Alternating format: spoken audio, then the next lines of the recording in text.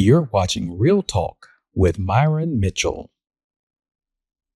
Welcome back to Real Talk with Myron Mitchell, and I have Ronnie Cage. We have been talking about parenting, but today we're going to switch to a much needed subject, men's mental health.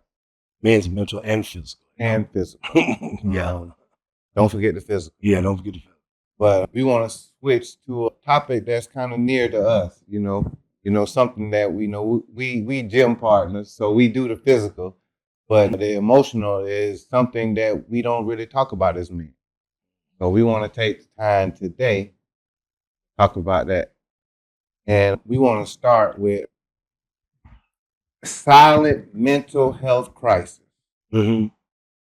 Burnout, chronic stress are becoming in high pressure careers. Why are so many men hitting a breaking point? I think it's interesting. I don't think a lot of men, and this goes across race. We always talk about black, but no, this men, period. We don't take care of ourselves mentally like we should. Because, we've been told when we was younger, don't talk about that. You ain't strong. You ain't supposed to talk about it. You're supposed to suck it up. You're supposed to get better. Mm-hmm. And that shit just don't go away just because you don't talk about it. Right. So, when we get depressed, we don't talk about it. We hold it in. And we pick up bad habits. When we sick, we'll talk about that later. But yeah, we don't deal with our mental health. We don't deal with it because as a man, sometimes it's when you make yourself vulnerable. Right. You don't feel as strong. Right. You don't feel like if I tell him my weakness, he's gonna weaken. And I kind of look at it on another spectrum for men, that when you do talk about what's wrong with you, you show your strength. You don't show your weakness. When you talk about something wrong, you show your strength. But then sometimes men, we disclose. Well, a lot of times, first thing, we don't like to disclose. Right. So if a guy nowadays the young kids, young generation, my daughters and them do, but they believe in therapists, mental health therapists. Right. When I was growing up, that was a taboo. What you mean? You talk to somebody, you crazy? You crazy? No. Just like if your car break down, you don't carry it to a dentist. Right. Do you? No. You don't take it to a doctor. No. You take it to an auto mechanic. Right. So sometimes it's all right to, if you got something going on, to talk to a therapist. See, sometimes we talk to the wrong people. You got to talk to professionals about.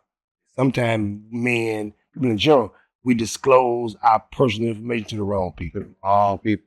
And that's one of the situations where I was saying is you would be scared of being vulnerable. That's just like we in the jail.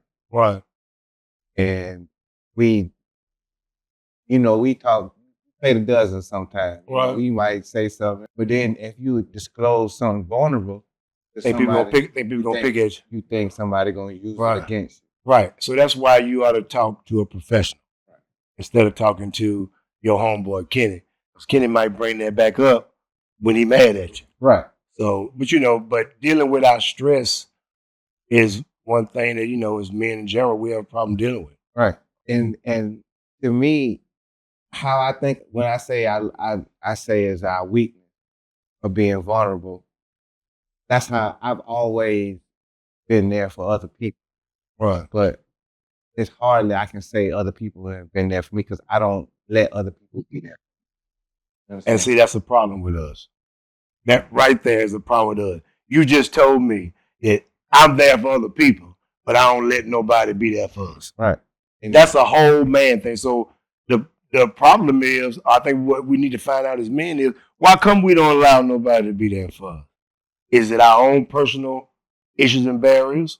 Yeah, all the time. Or is it how we grew up, what we see in our environment? But we got to fix that, because we can't be there for everybody else and then not expect others to be there for us. Because one thing I do know for sure, you can't journey this thing alone. No way in the world. Yeah. But people think that men, we are going to always feel, what is it called? The tough love? Tough? No, what do they call it? Like Right. the bravado. Bravado, right? You know, we gonna always have the bravado. And we should. You know, I don't want to be tough. I don't want to be looked at as not tough. I want to just like I had a guest earlier say that he felt like his daughter said that he could take him, and that put him to the gym. You know, that made him go to the gym. Right, So, good. like Good for her. You know what I mean? Right. So, what is it that in our bravado What takes us and says, you know, I don't want? Well, it's good to have bravado, but there's a time and place when you need to put bravado in the closet. Right. You know, a lot of bravado is in the grave.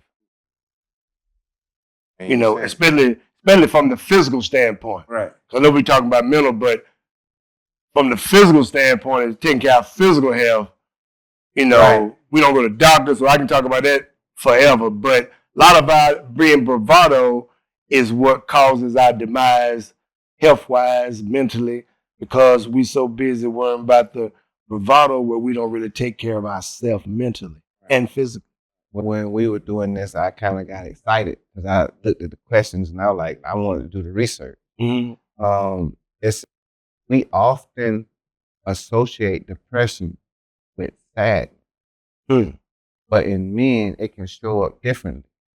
What are the warning signs people should recognize? I did. I had to look. What'd you come up with? I had to look. Chat GPT, or your studying, or all above? All Webster above. Dictionary, or what? Why are so many men hitting a breaking point due to combination of intense economic pressure, social isolation, shifting cultural expectations that leave them feeling purposely and inadequate? Well, you know, I agree with a lot of that, but you know, it's also depression can happen right here. Mm-hmm. Everything we see, because this is our world now. Right. And there's a lot of things that we view on here that we see daily that can cause depression. Also with our personal finances, job, Right. health-wise. You know, when your health ain't right, physical not going to be right. Body not going to be right. When your body ain't right, it can affect your physical. So again, you know, when you're depressed, I think what men need to understand, this is the biggest point that I would give to men. If you're depressed, it's not a sign of weakness. It's normal. So when a guy talking about, you know, like I do a class at the Duval County Jail, Men's Health with Inside Out There, and we talk about mental and physical health, and then we talk about the different emotions we go through. Anger, depression, anxiety, understanding, unforgiveness, respect, all that. But depression is a part of it. Right. So you're not wrong or weak in being depressed. The trick is how we handle depression. Some of us handle it in an unhealthy way. So when we depressed, we have to learn how to handle it in a healthy way. And a healthy way is knowing the support that you have around you. Bingo. And talking to a professional, not Kenny who live around the corner. Right. Or Ray who go to the gym with you. Well, let's just say, just for giggles. You forgot the first word. Yeah, I know. Hey, I go to the gym with you. Right. And we discussing certain things. Yeah. I feel like you could lead me in the right direction. So I would, if you told me something, I would take it into consideration. Yeah, but if I told you something in a gym setting, it wouldn't be around a couple more people might be around the bench and we benching. Right. It might be when we walking out. I might stop you something or it might be after you leave gym, I might call you. You know what I'm saying? I think, you know, it's a time and place to tell anybody anything. Right. You know, that conversation that you might have with me at the gym, you might see me and want to talk to me about it, but it's personal to you. Right. So I shouldn't take a personal question and make it public. Right. Right. You know, because, you know, yeah, you was talking to me about it. So really as a man, I feel grateful and thankful that you even came to me like that and you even trust me like that. Right. No, I'm not going to go back and tell, you know, yeah. But I'm going to give you, I ain't no doctor, but I'm going to give you my advice on what you ought to do. Your advice through your experience. Through my experiences. And will also tell you, hey, man, you might ought to talk to a pro at this. Right. You might ought to talk to somebody about this. Right. Yeah. And that's kind of advice we need to That's the advice we need to give each to other. give each other. Right. And then another thing could be economic strain, lowering standards of living. Many men feel they cannot achieve the same financial stability or success as previous generations, leading to increased pressure and feeling inadequate.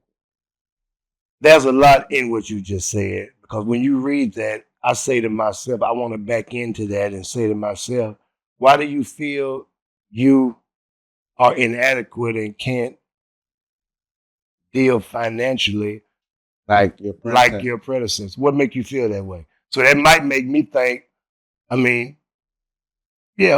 makes you feel that way? Is that an individual thing? Is that you're not being pushed to your level or, your highest potential? I don't know. I'm going to say this from knowing an experience that I just can talk about what in a third person, so to say. It could be because I made decisions that weren't good. Right.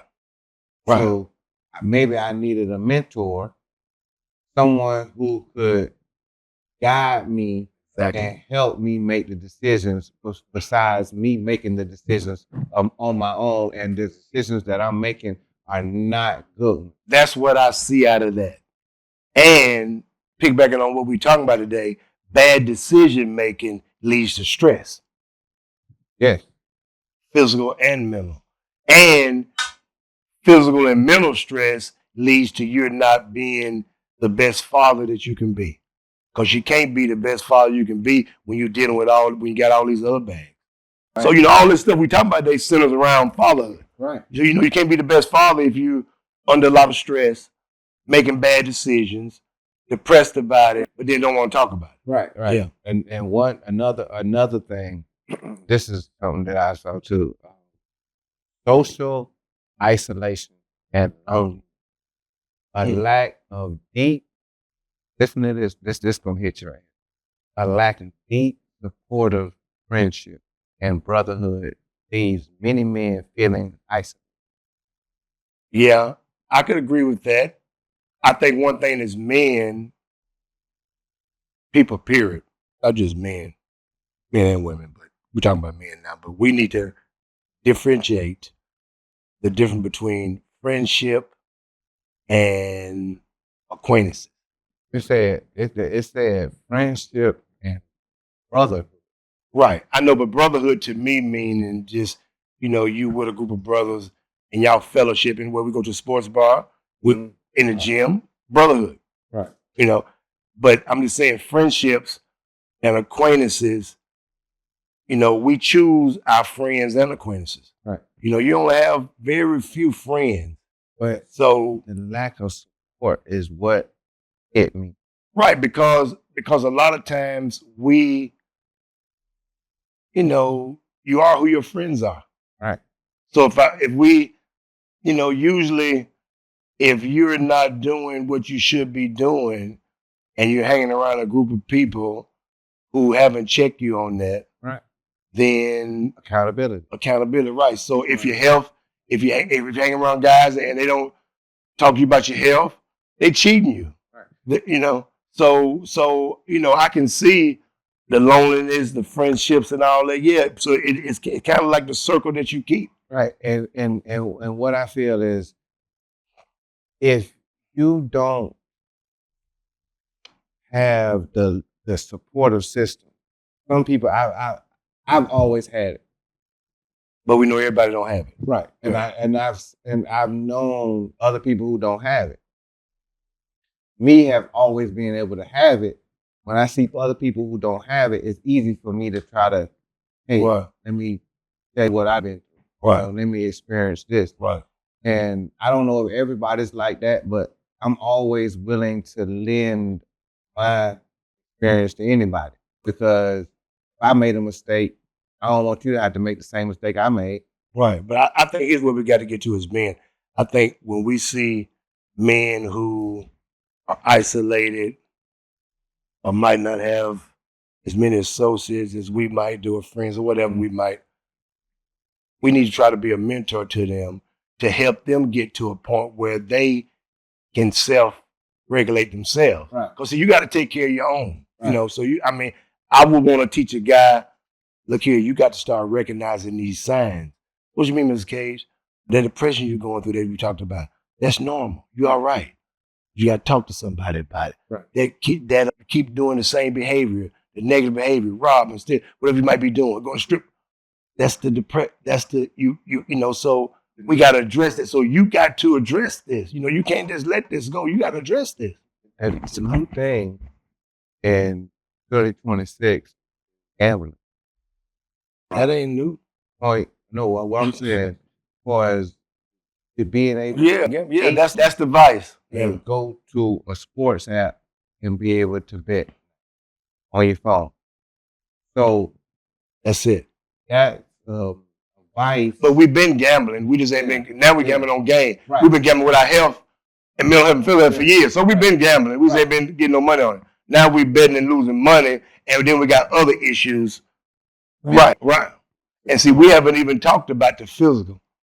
That's why You're not scared to talk about that, are you? No, Man. that's why I was telling We're not even talking. I don't think you have enough paper there to talk about no physical health, because you know we might not get off the first. Right, you're right. First Okay. section because it's so deep about the first section. Yeah, the mental health is deep. The mental, the second section is the tough guy trap. Tough guy trap. Well, we always happen to be the tough guy. I'm always got to be what I said earlier goes into the tough guy trap. I help everybody else, but I don't want nobody else to help me. Guess what? I was just thinking about it when you said tough guy. All the tough guys I know, I ain't gonna call no name. I'm talking about tough guys that I knew. All of them are dead. All the tough guys I knew, the gangsters, the tough guys, they dead. They was street bad, and the ones I know I'm thinking about, they didn't take care of their physical health neither. Well, so what does that tell you? So it's not the tough is out the door. You got to change that mindset and start thinking about yourself mentally and physically.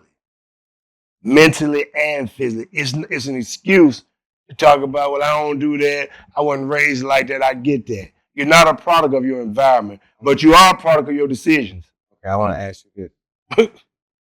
I saw this online thing. It's talking about when men say, you might ask, hey, how you doing? Yeah, I'm okay. I'm all right. I'm all right. And what that really means is like so much. That could mean a lot. It could mean I ain't all right. I ain't all right. Or it could mean, man, you don't even have enough time to shit. Understand what's going on. Yeah. Right. So that means when somebody close you know, or you talking to somebody and they say, I'm all right. What you mean you all right, man? Sound like something going on. If it ain't going on, it tell you, no, man, I'm good, man. I just got a lot on my mind right now. Right. And then you can expound if you know them. Right. Because a lot of your mind could be stress. But people don't, I'm going to say people, maybe, I don't even want to go with that. Women may not understand when you say, I'm all right. You understand? For us men and their mental health, we saying we all right because we really don't want to talk about what's going on. We really don't want to expound. We really don't want to go through the headache of you question of what we really got going on or why we really don't feel good. Well, that's a problem to me if you don't want to talk to your woman. You brought this up now. If you don't want to talk to your woman about what's going on, that's a problem. Because if I flipped it, you would want your woman to talk to you about what's going on. It ain't no fun when the rabbit get to go. Like we say the rabbit, but the rabbit get to go, there's a problem. But hold on. And the aspect for as a man is supposed to, I can go back to the beginning. We have the pressure of being a provider. We have the pressure of being everything for as what the woman is looking for. So when we feel like in our mind we are faltering or we may not be upholding the end. But who says we're faltering? In our mind. In our mind, in the men's mind, you feel like, okay, you may have lost your job. Right. Of course, you're going to express that to your woman, but it's other things. I get it, because if you lose your job, you're going to feel depressed. Right, but you have to express that to your woman. Yeah. But it's certain things that in all relationships, you as a man, you might feel like today wasn't a good day for me. Right. I didn't have a good day, but I don't want to come home and say that to my woman because then it's going to lead to a lot of questions. To me, that's if you and your woman haven't established that great communication link. Because when you can communicate with your wife or your girlfriend, then you can talk about anything. You should. You should be able to. You should be able to. Right. And if you can't, then that's a problem you and her got to fix. Okay. Or you might got the wrong woman. Right. Or she might have the wrong man. Right. So it's nothing to do with No. mental or physical. No, I don't. I think, a lot of times to me, now this is just me. A lot of times we put barriers that don't even exist. Well, Men, people in general, we put a lot of barriers that don't even exist. Or what if this happened? What if this happened? But what if it don't? right. Right. So and putting barriers can stunt your growth, Mm-hmm. and it can also lower your expectations. It can also keep you from thriving. It can keep you from going to places God have you to go. So we got to quit putting barriers on ourselves. Right. Right here, I said, while men are dealing with emotional stress, many are also ignoring serious physical warning signs. Physical. Yeah. More than half of adults have high blood pressure. Why is cardiovascular health still such amazing? Because we don't go to the doctor. As men. Period. And it don't have nothing to do with no race. We don't go to the doctor on a regular basis. I see it all the time when I do my classes. I ask guys, hey, look at man, when last time you went to the doctor? Before you got locked up. Okay, right. When last time you went to the doctor? About 90% of them out of class of 17 ain't went to the doctor before they got locked up because when you get incarcerated or in jail, they gonna make you go to the doctor. Ain't been to the doctor, so I'm like, well, how you gonna be a good father? How you gonna be involved with your kids if you ain't around? Right. You 40 years old and you never had a colonoscopy. Right. What's that, Mr. Cage? So then I have to tell him what that is and explain to him that you need to have this. Right. And they say, well, and I'm like, the dangers of not having this is Not being around. you're not being around. Let me tell you a funny story what happened. So I had one done about 2 years ago. So, and I had it done previously when I was 50. So I was tripping about getting put this through. I was like, man, I don't want to do that no more. So me and my wife was sitting down watching TV and I saw the Cologuard commercial come on, with the box with the feet. Right. That you can do number 2 and send it in. Right. I said, I'm gonna do that. My wife said, that's nasty. No, you ain't finna do that. I said, no, I don't want. She said, no, I'm gonna go with you and you gonna have that man put you to sleep. And no, you're not doing that right there. No, we're not doing that. So went to the doctor. Went to the Grover and Borland or something, and they rolled me back there, talked to me, put a little thing in my arm. Had a black doctor from Morehouse. We talked. They rolled me back there, so I'm cracking jokes. I got everybody back there laughing, me. I'm cracking jokes. So when I get back there, doctor had his nurse, and the lady who was, putting the needle in my arm, she said, Miss Cage, it's not going to be long. I said, really, how long? She said, not long at all. She said, do you mind rolling over? I said, no.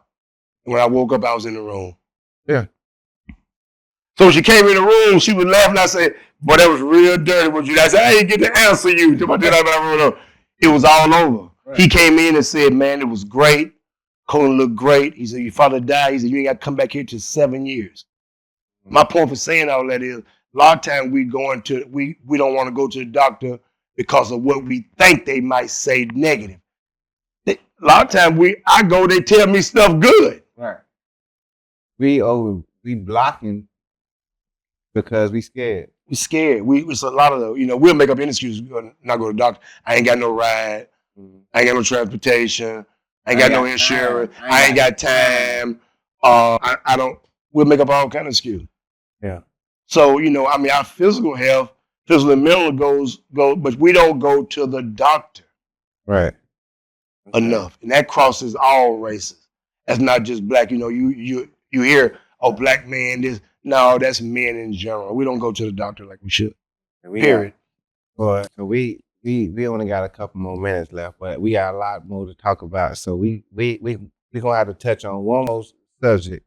It's a part 2 for this man's health. Oh yeah, definitely. It might be a part 2 and a 3. Right. Because it's a lot of stuff to talk about. Because we ain't even talked about erectile dysfunction. Oh, I was just thinking, We ain't even talked about 56% of men erectile over 40 Yeah. suffer from ED. And I ain't talking about Eric Dickerson Right. or Ed. Right. We ain't even Right. So, touched on that. and hold on, and look here now. Mm-hmm. That's something that we do not want to talk about. That's what we need to talk about. But we got to talk about that. I mean, Yeah. Because because when that don't work all the time, that causes stress. stress, mental too. Yes. You understand what I'm saying? So we just gonna let you know that. Yeah, we gotta talk about that. We got a lot more to talk about. We got a lot more to talk about. We can go on forever, but we only got a certain amount of time for this episode. But we gonna let y'all know where can they catch you. Where your website where they can. Don't have a website. I do work at I work at Operation New Hope. Right. Ready. Yeah. But you can catch me through your platform. Okay. If they want to talk about anything, like fatherhood, something like that, they can call me at 904-502-9190. Okay. Yeah. And you heard it here. Yeah. So we got more real talk with Myron and Mr. Cage. And the next time we didn't touch on it, but we starting with erectile dysfunction, men's health. And we're gonna go from there. Wow. I don't know if that's gonna be. Yeah, we got to touch on it. Yeah, we got to talk about because guys don't like. They like. I'm 50. I'm 63. You're 63. So it in our realm, it happens. It happens. So No, it's gonna happen. It's gonna happen. Especially them people with them 100 packs and all that stuff. If you doing all that, you need to come talk to us. And some doctors say that, not taking care of your health at a young age prior to you getting 50, it can start earlier. Right. So you gotta take care of so taking care of your health, you got mental and physical. Yeah. So we gonna we gotta talk about that. Yeah, we're gonna leave y'all right there, but we'll be back with the next episode. Real Talk with Myron Mitchell.